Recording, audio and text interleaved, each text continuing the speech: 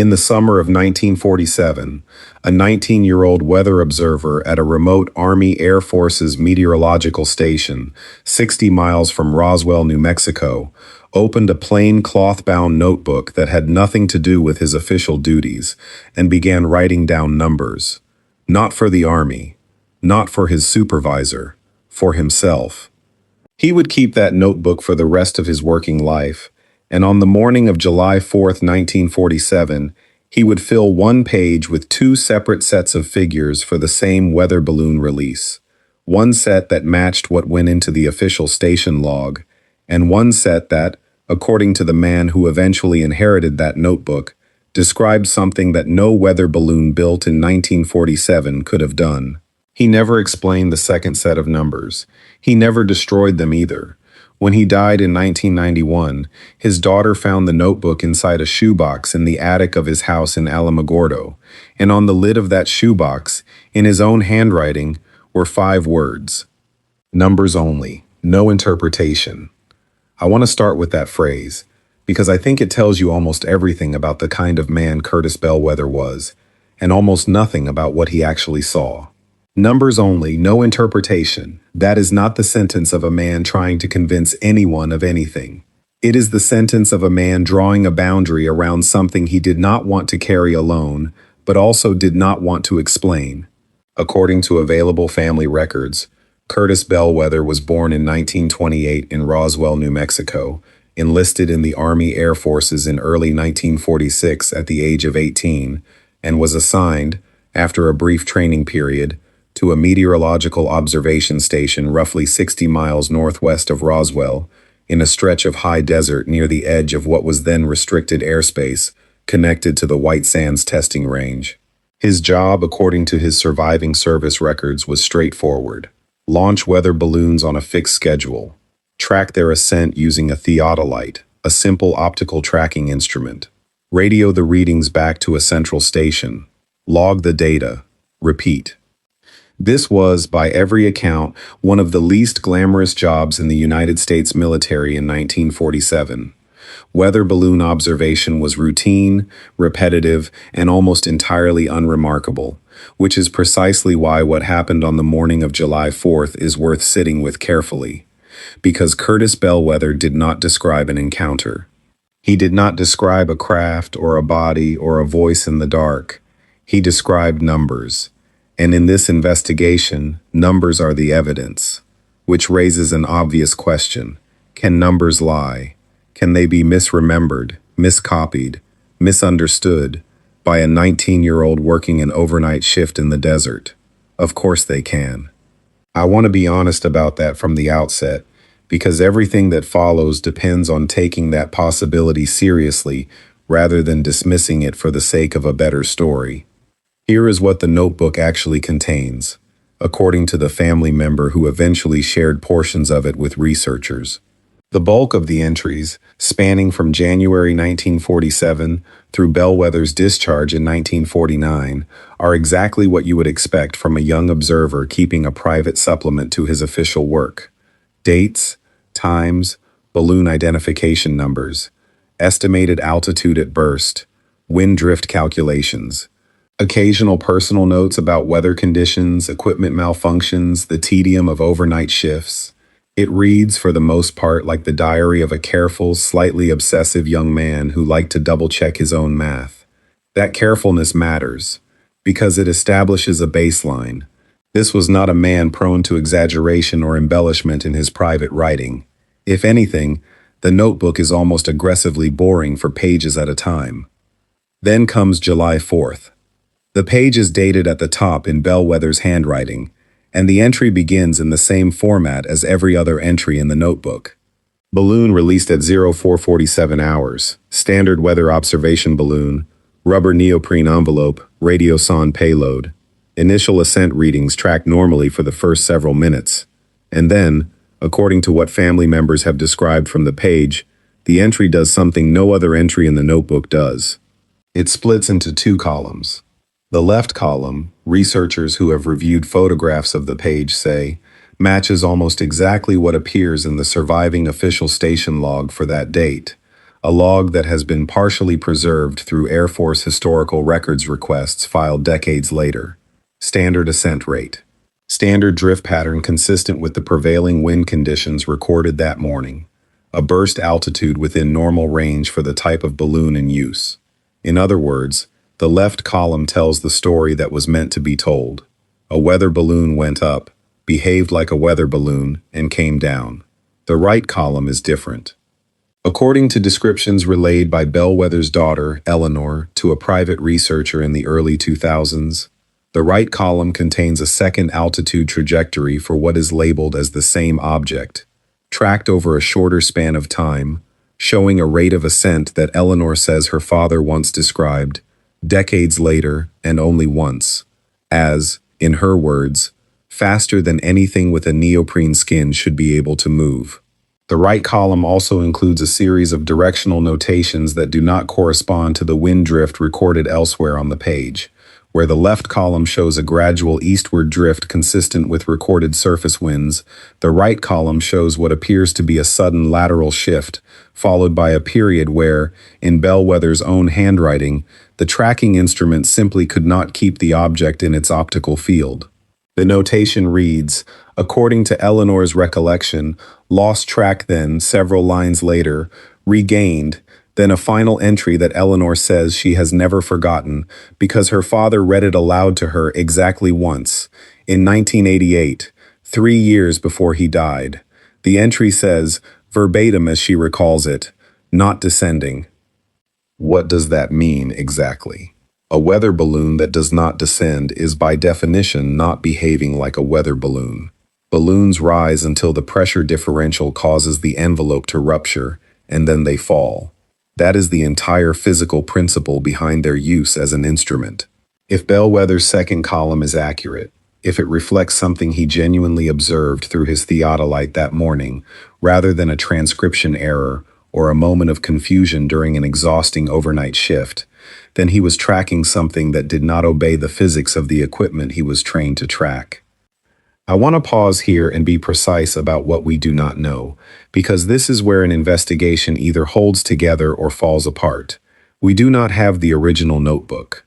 What we have is a set of photographs taken by Eleanor Bellwether in 2003, before portions of the notebook, according to her account, began to deteriorate from decades of attic humidity, and a series of interviews she gave to a small number of private researchers between 2004 and 2011. We do not have independent forensic dating of the ink or the paper. We do not have a laboratory analysis confirming that both columns were written in the same sitting rather than added at different times. What we have is a daughter's careful, consistent recollection, a handful of photographs of varying quality, and a shoebox with 5 words written on the lid. That is the evidentiary foundation of this entire investigation, and I think it is important that you understand its limits before we go any further, because everything else that follows either strengthens that foundation or fails to. The first thing that strengthens it is the official station log itself, or rather, what remains of it.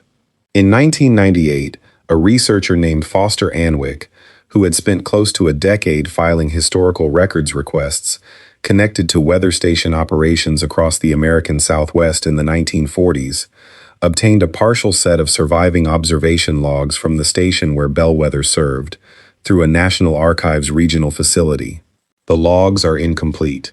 Large sections from mid-1947 are missing entirely, which Anwick attributes, in his own published research summary from 2001, to what he calls ordinary bureaucratic loss, rather than deliberate removal, though he is careful to note that he cannot rule out the latter.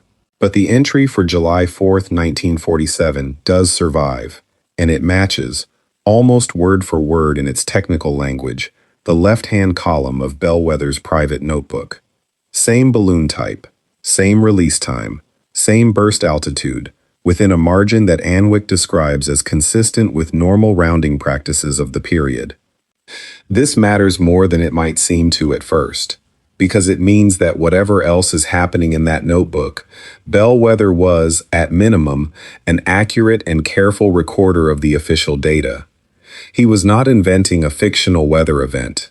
He was documenting the real one, in the real language of his training, and then documenting something else alongside it, something that never made it into any surviving official record. Which raises the next question. If the second column describes something real, why would it never appear anywhere else?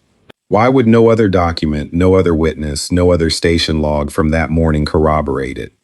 This is where the second layer of evidence enters the investigation, and it comes from a source that Anwick did not find until 2005, 4 years after his initial research summary was completed. In the course of tracking down surviving personnel who had served at meteorological stations connected to the White Sands region in 1947, Anwick located a man who had served at the same station as Bellwether during an overlapping period, though the two men's assignments did not fully coincide. This man, who gave a brief telephone interview in 1979 to an entirely different researcher working on an unrelated project about Cold War-era weather balloon programs, and who insisted on anonymity, even in that earlier interview, made a passing remark that the original researcher noted, but did not follow up on, because it seemed, at the time, tangential to the subject of that 1979 project. The transcript of that 1979 interview, which surfaced only decades later, when the original researcher's papers were donated to a small regional archive, contains a single paragraph in which the unnamed technician says that during the summer of 1947, there was, in his words, a period of about 2 weeks where the tracking crews were told to log everything twice. Once for the file that went up the chain, and once, he says, for what he calls the shadow file, which he claims was collected separately by an officer whose name he either could not or would not recall. I want to be careful here, because this is exactly the kind of second-hand, decades later, anonymous testimony that deserves scrutiny rather than automatic acceptance. The man who said this was speaking about a completely different research project. He was not asked about Bellwether. He did not name Bellwether. He may not have even been aware of Bellwether's notebook, which at that point, in 1979, had not been shared with anyone outside the family. And yet the description he gives, of a period of double logging, of a shadow file, of instructions that came without explanation and were rescinded just as quietly a few weeks later, aligns with what Bellwether's notebook appears to show happening on exactly one page, at exactly the right time. Coincidence is not evidence. I know that. But coincidence that aligns this precisely, across two sources that had no contact with each other, no knowledge of each other's existence, separated by more than a quarter century, is the kind of thing that accumulates weight the longer you sit with it. There is a third layer, and this one comes from the personnel records themselves. According to service documentation that Anwick obtained through a Freedom of Information Act request in 2007, the meteorological station where Bellwether served experienced what the request describes only as a routine rotation of assigned personnel in October of 1947. On its face, this sounds unremarkable. Military personnel are reassigned constantly, but Anwick's research shows that the station in question, based on comparative data from similar meteorological posts of the same size and function during the same period, typically experienced a personnel rotation rate of roughly one reassignment every 18 to 24 months. In October of 1947, 4 separate personnel at that station, including 2 senior tracking technicians who had served there since the station's establishment, were reassigned within a span of 11 days. The reassignment orders where they survive list the same generic justification, described only as operational requirements elsewhere, with no further detail provided in any of the surviving paperwork. Bellwether himself was not among those reassigned in October. He remained at the station until his discharge in 1949, which is, in its own way, another piece of the puzzle worth sitting with. If something unusual happened at that station in the summer of 1947, and if the response to it involved quietly reshuffling senior personnel that autumn, why would the young observer who apparently recorded the most unusual data of anyone there be left in place? Was he simply too junior to be considered a risk? Was his private notebook never discovered by anyone in his chain of command? Or did someone make a deliberate decision that moving him would draw more attention than leaving him exactly where he was, doing exactly what he had always done? We do not know. Bellwether never said, and if his daughter ever asked him directly, she has not shared that part of the conversation with any researcher. What we do know is that something changed in Curtis Bellwether after the summer of 1947, and the evidence for that change does not come from the notebook itself, but from everything he wrote after it. This is the fourth layer of this investigation, and I think it may be the most quietly persuasive one, because it does not rely on a single dramatic entry. It relies on a pattern spread across more than 4 decades. Eleanor Bellwether, in interviews conducted between 2004 and 2011, described her father as a meticulous record keeper for the rest of his life, long after his military service ended. He kept detailed logs of his civilian work as an agricultural extension officer in southern New Mexico. He kept records of weather patterns on his own small property, a habit he apparently never abandoned. He kept, according to Eleanor, a level of documentary precision that she describes as almost compulsive. And when a private handwriting researcher working with Anwick in 2009 was given access to a small sample of Bellwether's later personal writings, spanning the 1950s through the 1980s, alongside photographs of the 1947 notebook pages, the researcher noted something that Anwick considered significant enough to include in his final research summary. The pre-1947 and early 1947 entries in Bellwether's notebook are dense, full sentences, personal asides, occasional humor about the tedium of overnight shifts. The entries from after July of that year, by contrast, become noticeably sparser. Numbers remain precise. Personal commentary all but disappears, and where earlier entries sometimes speculate about causes of unusual readings, equipment malfunctions, unexpected wind patterns, later entries simply record what was observed without offering any explanation at all, even when an explanation would have been reasonable to include. The handwriting researcher, whose 2009 assessment Anwick quotes in summary form, describes the shift as consistent with, in the researcher's words, a documented behavioral pattern sometimes seen in individuals who have experienced an event they consciously choose not to interpret in writing, even in private records intended for no audience but themselves. That is a careful clinical way of describing something that, if true, sounds almost unbearably lonely. A 19-year-old boy, alone in the desert before dawn, tracking something through a simple optical instrument that should not have been able to do what it appeared to do, and then, for the rest of his life, choosing to record only what could be measured, never what it might have meant. Why would a man do that? I keep returning to this question, because it is, I think, the emotional center of this entire investigation, more than any single anomalous number on a single page. If Bellwether had wanted attention, he could have gone to a newspaper, or a researcher, or simply told the story at a dinner table, the way so many witnesses connected to this broader mystery eventually did, often decades later, often only once, often only to family. Bellwether did neither. He kept a private log for himself, told his daughter almost nothing directly, and when he finally did speak, in 1988, it was 3 sentences long, delivered once, and never repeated. According to Eleanor, when she asked him afterward what he thought the second column meant, he told her he did not know, and that not knowing was, in his words, the only honest thing he had to say about it. There is one more piece of testimony worth including here, and it comes from outside the Bellwether family entirely. In 2011, Anwick located a woman who had briefly dated Curtis Bellwether in the early 1950s, before his marriage to Eleanor's mother. She was, by that point, in her 80s, living in Tucson, and agreed to a short recorded conversation on the condition that her name not be used in any published material.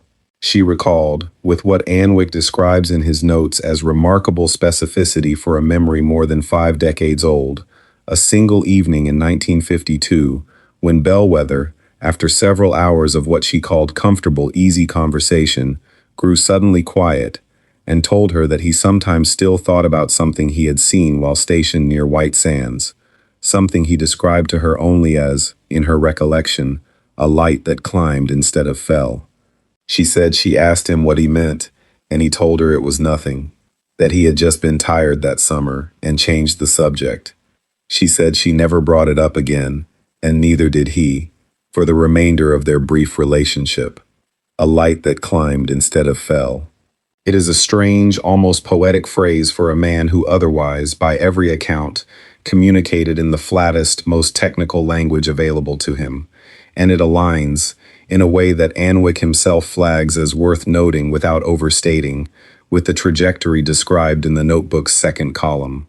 Something ascending when it should have been descending, something behaving in direct contradiction to the physical principle that governed everything Bellwether had been trained to expect. I want to return, before closing, to the shoebox itself, because I think it deserves more attention than a single detail buried in the middle of this account. Eleanor found it in 2003, in the attic of the Alamogordo house where her father had lived for the final years of his life. It contained the notebook, a small collection of photographs from his military service, a few personal letters, and, folded separately from everything else, a single sheet of paper that appears to be a hand-copied transcription of the July 4th entry, written not in 1947, but in a later hand that the handwriting researcher dates, based on ink composition and stroke pattern, to sometime in the 1970s. Why would a man copy out, by hand, a page he had already written 20-some years earlier? Was he trying to preserve it against the possibility that the original might fade or be lost? Was he trying, in some private way, to look at it again with older eyes, to see if it still meant what he thought it had meant in 1947? Or was he simply making sure that if anyone ever found it after he was gone, there would be no ambiguity about what the numbers said? We do not know. Curtis Bellwether never explained the copy, just as he never explained the second column, just as he never explained the 5 words on the lid of the shoebox. What we are left with is a pattern that repeats across this entire investigative universe, again and again, in different forms, through different witnesses, across different decades. A person sees something they cannot fully process. They document it, carefully, precisely, in a form that satisfies their own internal need for accuracy, and then they say almost nothing about it, for years, sometimes for the rest of their lives, leaving behind only the evidence itself, stripped of interpretation, for someone else to eventually find and try to understand. The official record for July 4th, 1947, at that station 60 miles from Roswell, says a weather balloon was released, rose, and burst at a normal altitude exactly as expected. That record still stands. Nothing in this investigation overturns it, and nothing in this investigation can prove that Curtis Bellwether's second column describes anything other than a young man's tired, overworked eyes misreading his own instrument on a long overnight shift in the middle of a New Mexico summer. That remains, by any reasonable standard of evidence, the most likely explanation, and I want to say that plainly rather than let the atmosphere of this story do the arguing for me. But the questions the notebook leaves behind do not resolve as easily as the explanation does. Why would a careful, technically minded man maintain 2 separate columns of data for the same event, one that matched the official record perfectly and one that did not, unless he believed at some level that both were true? Why would 4 senior personnel at that station be quietly reassigned within 11 days, 3 months after that entry was written, while the one witness who apparently recorded the most anomalous data was left exactly where he was? Why would an anonymous technician, speaking decades later about an entirely different subject, describe a shadow file that no one has ever located, covering exactly the weeks in question? And why would a disciplined, unsentimental man, who spent the rest of his life reducing everything he observed to precise, uninterpreted numbers, choose, on the lid of the one box where he kept the strangest data of his life, to leave behind an instruction rather than an answer? Numbers only. No interpretation. Curtis Bellwether followed that instruction for 44 years, until the day he died, and left the interpretation to whoever came after him. We are still trying to follow it too, and the second column of that page, whatever it was tracking on the morning of July 4th, 1947, has never come down.